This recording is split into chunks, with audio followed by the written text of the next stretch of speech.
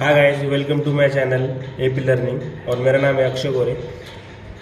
आज हम पढ़ने वाले हैं कि जो कल का मैंने टॉपिक पढ़ाया था ब्रेकियल प्लक्सेस, उसका सेकंड पार्ट जिसमें हम पढ़ाएंगे applied anatomy of brachial plexuses. ठीक है, तो अप्लाइड एनाटॉमी में हम क्या पढ़ेंगे? अर्ब पैरालिसिस, सेकंड क्लम्पस पैरालिसिस और third one that is winging of scapula. तो क्लिनिकल एनाटॉमी स्टार्ट करने से पहले मैं ब्रेकियल प्लक्सेस का एक क्या बोलते हैं ओवरलुक करवा देता हूँ कि हमने क्या क्या पढ़ा था। सबसे पहले तो ब्रेकियल प्लक्सेस की कंपोनेंट क्या क्या है? 5 कंपोनेंट है। उसमें से फर्स्ट कौन सा है? Root, second trunk, third division, fourth cord और last one that is a branches. ठीक है, तो 5 रूट होते हैं जैसे कि C5, C6, C7, C8 and T1।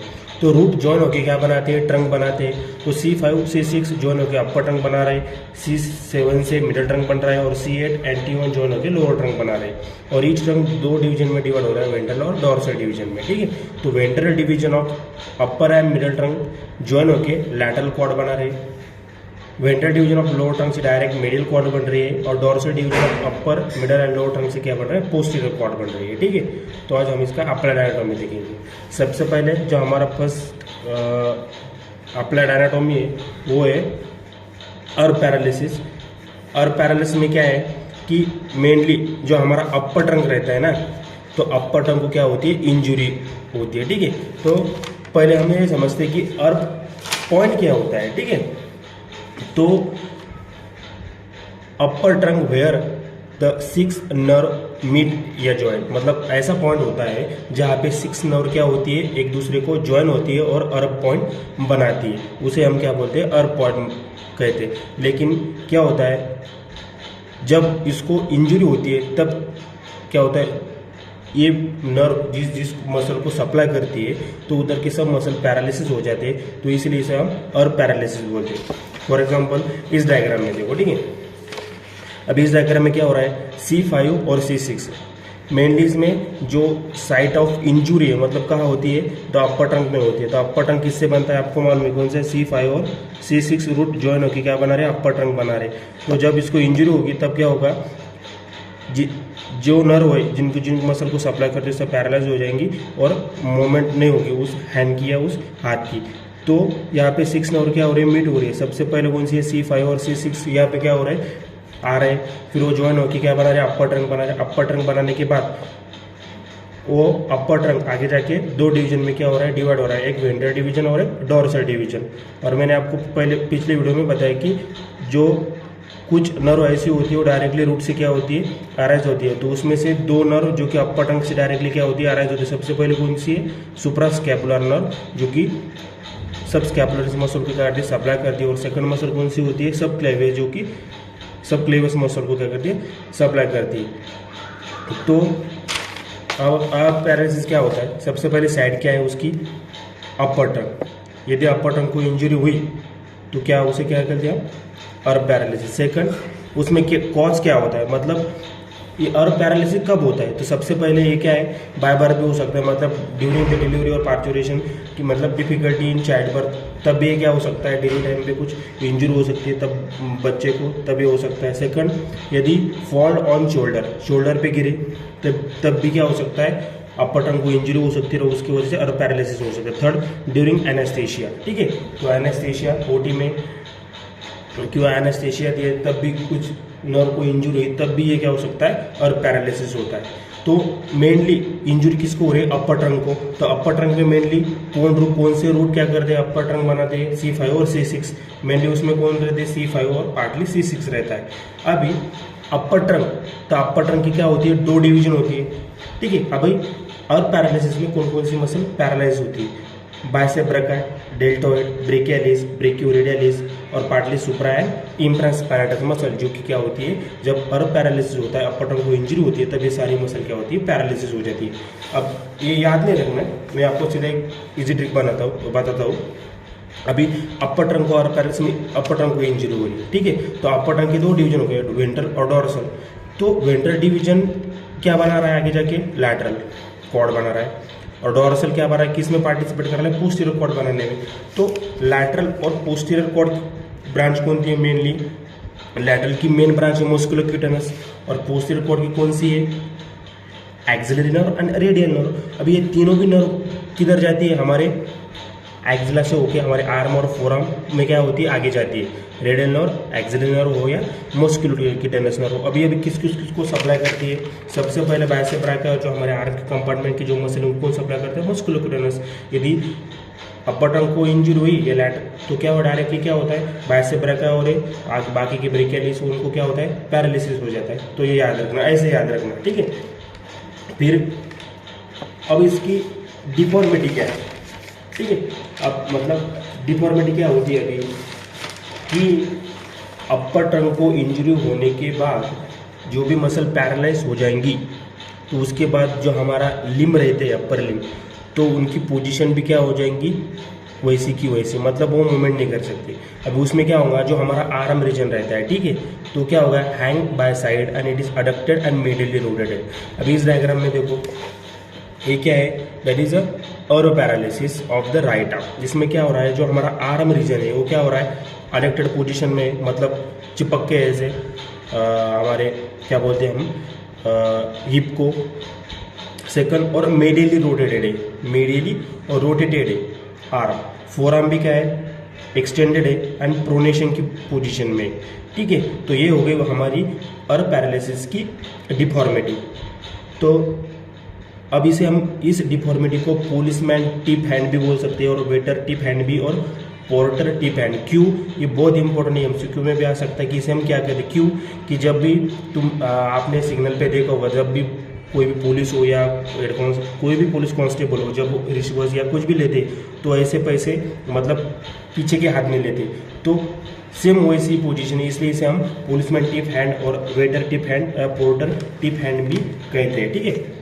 तो ये याद रहा है क्योंकि ये एमसीक्यू में भी आ सकता है, ठीक है। सेकंड, अभी डिसएबिलिटी क्या होती है, मतलब डिफॉर्मिटी के एग्जैक्ट अपोजिट क्या होती है, डिसएबिलिटी होती है। कि डिफॉर्मिटी हो गई, वेटर हैंड हो गया ऐसा, तो कौन कौन सी मूवमेंट हम क्या होती है, नहीं होती है, लॉस हो जाती है, ये हो गई डिसएबिलिटी। उसमें क्या होता है, अब ऐसा हाथ होने की वजह से हम क्या नहीं कर सकते, अबडक्शन नहीं कर सकते and lateral rotation of arm and shoulder कर नहीं सकते, मूवमेंट नहीं हो सकती, ठीक है। फिर flexion and supination of four arm भी नहीं कर सकते क्योंकि वो एक्सटेंडेड है और मेडियली और रोटेटेड है। बाइसेप्स ब्रैकिया और सुपरनेटर का जर्क लॉस हो जाता है और जितने भी सेंसेशन रहते हैं उधर के वो भी क्या हो जाती है, लॉस हो जाते हैं। तो ये याद रखना। तो यदि ये 5 मार्क को पूछा तो पेपर में ऐसे ही लिखना है, डायग्राम निकालना और सारा डिटेल लिख देना, ये होगा ऑरोपैरालिसिस। अभी सेकंड क्या है, क्लम्पेस पैरालिसिस। अभी क्लम्पेस पैरालिसिस क्या होता है, अभी ऑरोपैरालिसिस में अपर टंग को इंजरी हुई, वैसे ही सेम क्लम्पेस पैरालिसिस में क्या होता है, लोअर टंग को इंजरी होती है, ठीक है। अभी लोअर टंग को इंजरी हो गई, अभी लोअर टंग को इंजरी होने के बाद उसके कॉज क्या आते हैं, अभी वही बर्थ इंजरी भी हो सकती है, ठीक है, फॉल ऑन शोल्डर वो वही भी हो सकती है, और clutching something with the hand after a fall from a height, मतलब फॉल हो, बर्थ हो, ये उसकी क्या हो गए, कॉज हो गए क्लम्पेस पैरालिसिस के। अभी क्लम्पेस पैरालिसिस में किसको इंजरी हुई, लोअर टंग को, और लोअर टंग कौन बताता है, मतलब कौन बनाता है, कौन से रूट बनाते हैं, C8 एंड T1। मतलब हमने ये देखो कि लोअर टंग कौन बना रहा है, C8 और T1 रूट बना रहे हैं, ठीक है। और लोअर टंग की कुछ डिवीजन है, वेंट्रल और डॉर्सल।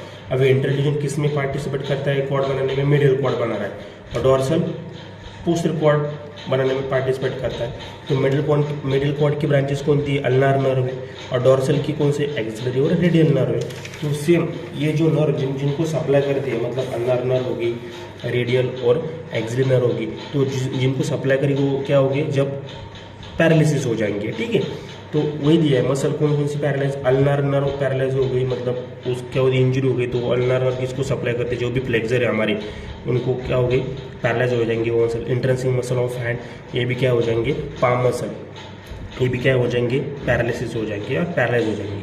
तो इसमें मेनली T1 क्या हो जाएगा, ये जो रूट है इन्वॉल्व रहता है। सेकंड, अब इसमें डिफॉर्मिटी क्या हो जाती है, क्लॉ हैंड हो जाता है, मतलब यहाँ ऐसे क्लॉ, इधर देखो इस डायग्राम में देखो क्या हो रहा है, यदि हमारे लोअर टंग को इंजरी होगी तो क्लम्पेस पैरालिसिस में ऐसे हाथ हो जाते हैं, ऐसे क्लॉ हैंड हो जाते हैं। अभी मेनली क्लॉ हैंड में क्या हो जाता है कि जो हमारा एक है हमारे मेटाकार्पल है और एक है हमारे फैलेंजेस है, ये जो जॉइंट होता है तो ये मेटाकार्पो फैलेंजे जॉइंट हाइपर एक्सटेंशन होता है, और ये जो इंटरफैलेंजियल जॉइंट रहता है, ठीक है, ये क्या हो जाता है, इसमें फ्लेक्शन हो जाता है, ठीक है। तो और मेटाकार्पोफैलेंजियल जॉइंट में हाइपर एक्सटेंशन और इंटरफैलेंजियल जॉइंट में फ्लेक्शन इन क्लॉ हैंड, ये याद रखना।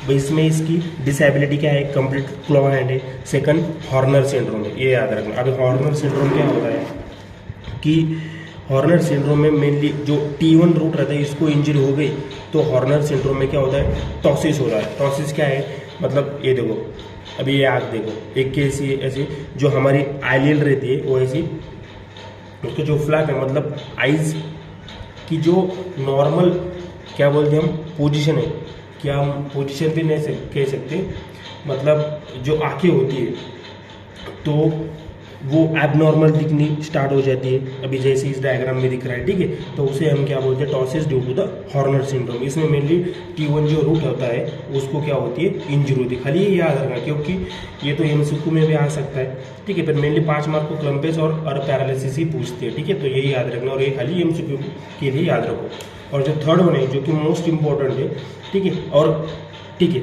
तो क्लम्पेस पैरालिसिस में, ठीक है, और क्या हो सकता है कि ट्रॉपिक चेंजेस, मतलब long standing case of paralysis यदि है क्लम्पेस पैरालिसिस, तो उसमें क्या हो सकता है, dry scary skin, nails crack easily with atrophy of pulp of finger, मतलब स्किन भी ड्राई हो जाती है जिधर भी पैरालिसिस क्लॉ हैंड में, तो और नेल भी इजीली क्रैक हो जाती है। तो ये होगा हमारा क्लम्पेस पैरालिसिस। डिफरेंस भी पूछती है और क्लम्पेस पैरालिसिस का, ये याद रखना। तो और अरब पैरालिसिस में अपर टंग को इंजरी होती है, वैसे ही क्लम्पेस पैरालिसिस में लोअर टंग को इंजरी होती है। ये भाई आप बात याद रखना। अभी थर्ड क्या है, थर्ड मोस्ट इंपॉर्टेंट है, ये भी कभी कभी क्या पेपर ये पूछा जाता है, उसे हम क्या कहते हैं, विंगिंग ऑफ स्कैपुला होती है। अभी विंगिंग ऑफ स्कैपुला क्या होता है, नाम में विंग, ठीक है।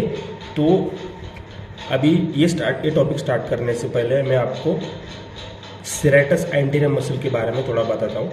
अभी जो सेरेटस एंटीरियर मसल होती है उसे हम क्या बोलते हैं, बॉक्सर मसल भी बोलते हैं और स्विमर मसल भी बोलते हैं। अभी इस डायग्राम में देखो, इस डायग्राम में आपको दिख रहा होगा, ये हमारी क्या हो गई, रिब हो गई, और ये जो मसल रहती है इसकी 8 डिजिटेशन रहती है, ठीक है।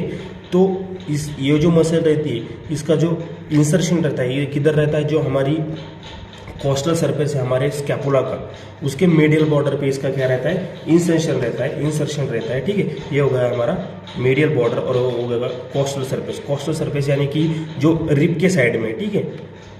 तो इधर उसका क्या रहता है, इंसर्शन रहता है। अभी इस मसल को सप्लाई कौन करता है, लॉन्ग थोरैसिक नर्व, उसे हम क्या बोलते हैं, नर्व टू बेल, और ठीक है। तो क्या होता है विंगिंग ऑफ स्कैपुला में, जो नर्व इस सेरेटस एंटीरियर मसल को सप्लाई करे, कौन सी, लॉन्ग थोरैसिक नर्व या नर्व टू बेल, तो वो क्या हो जाती है, इसको इंजूर हो गई यदि, ठीक है, उस नर्व टू बेल या लॉन्ग थोरैसिक नर्व को, तो ये मसल हो जाती है पैरालाइज, कौन सी, सेरेटस एंटीरियर, और इसका इंसर्शन किधर है, middle border of the scapula, coastal surface में। तो इसकी वजह से ये पैरालाइज होगी।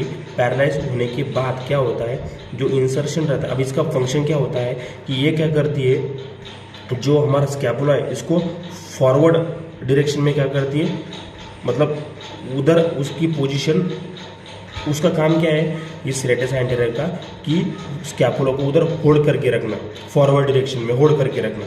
लेकिन जब इंजरी मिलती है लॉन्ग थोरैसिक नर्व को, तो ये मसल पैरालाइज हो जाती है, इसकी वजह से इधर उसका क्या होल्ड नहीं रहता, इसलिए स्कैपुला भी क्या होता है, उसकी स्टेबिलिटी क्या होती है, डिस्टर्ब हो जाती है, और ये पीछे की तरफ क्या होता है, निकल जाता है। तो इसलिए इसका नाम विंगिंग ऑफ स्कैपुला है, ठीक है।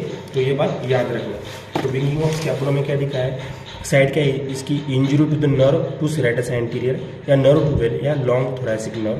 सेकंड, उसके कॉज क्या है अभी लॉन्ग थोरैसिक नर्व की, sudden pressure on the shoulder from above, यदि शोल्डर जॉइंट है उसके ऊपर, मतलब ऊपर से प्रेशर आ गया, या कुछ हेवी लोड आपने उठा लिया शोल्डर जॉइंट पे, तब सेरेटस एंटीरियर मसल उसको जो नर्व सप्लाई करते हैं लॉन्ग थोरैसिक, उसको इंजरी हो सकती है। अब डिफॉर्मिटी क्या होता है, विंगिंग ऑफ स्कैपुला, मैंने पहले बताया, ठीक है। क्या होता है, एक्सेसिव प्रोमिनेंस या elevation of the middle border of scapula, जो मिडिल बॉर्डर है स्कैपुला के पीछे की तरफ क्या होती है, निकल जाती है। लेकिन फंक्शन क्या होता है, सेरेटस एंटीरियर का फॉरवर्ड डायरेक्शन में इसको होल्ड करके रखना। लेकिन इसको इंजरी हो गई नर्व टू बेल को, इसलिए क्या होता है, वो पैरालाइज हो जाती है मसल, और स्कैपुला की मिडिल बॉर्डर पीछे की तरफ क्या होती है, निकल जाती है। डिसेबिलिटी क्या होती है, अभी विंगिंग ऑफ स्कैपुला हो गया, इसकी वजह से क्या होता है, पुशिंग और पंचिंग एक्शन हमने कर नहीं सकते, कुछ हेवी लोड भी नहीं उठा सकते क्योंकि स्कैपुला पीछे की तरफ क्या हो रहा है, जा रहा है। तो ये होगा हमारा विंगिंग ऑफ स्कैपुला। ये मोस्ट इंपॉर्टेंट है, ये तीनों भी टॉपिक क्लिनिकल एनाटॉमी में, क्योंकि जब भी ब्रेकियल प्लेक्सिस हम क्या बोलते हैं 20 मार्क का 10 मार्क को आपको आ गए पेपर में, तो ये और पैरालिसिस हो, क्रम्बस पैरालिसिस हो या विंगिंग ऑफ स्कैपुला हो, इसके बारे में लिखना है। और 5 मार्क को भी सेपरेट आता है, तो ये मैंने जो अभी आज का आपको पढ़ा है वो यही लिखना पेपर में ऐसे है, ठीक है। ठीक है, अभी इस डायग्राम में देखो, ये जो मसल दिख रहे हैं, जो भी आप जिम या जो बिल्डर मतलब जो भी जिम करते हैं उनमें ये मसल ज़्यादा प्रोमिनेंट रहती है, ठीक है। इसको क्या हम क्या बोलते हैं, सेरेटस एंटेरियर मसल। इसकी कितने होते हैं, 8 डिजिटेशन होती है, ठीक है। और फिर ये मसल पीछे की तरफ जो स्कैपुला की जो मेडियल बॉर्डर होती है कोस्टल सर्फेस, उस पर जाके क्या होती है, इंसर्ट होती है। लेकिन कुछ शोल्डर जंप को हेवी लोड ले लिया, कुछ प्रेशर आ गया, तो इसको नर्व क्या होती है, इंजरी होगी, तब ये मसल पैरालाइज होती है और जो स्कैपुला की जो मेडियल बॉर्डर है वो पीछे की तरफ निकल जाती है। अभी इस डायग्राम में देखो, ठीक है। अभी देखो इस डायग्राम में देखो, ठीक है। अभी इस डायग्राम में आपको दिख रहा होगा कि जो अभी लड़का देखो, इसकी पीछे की जो बॉर्डर है, मिडिल बॉर्डर, ये पीछे की तरफ क्या हो रहा है, आ चुकी है, ठीक है। तो इसी को हम क्या बोलते हैं, विंगिंग ऑफ स्कैपुला, ठीक है। आज का वीडियो आपको अच्छा लगा हो तो लाइक करें, शेयर करें, सब्सक्राइब करें, ठीक है। Thank you.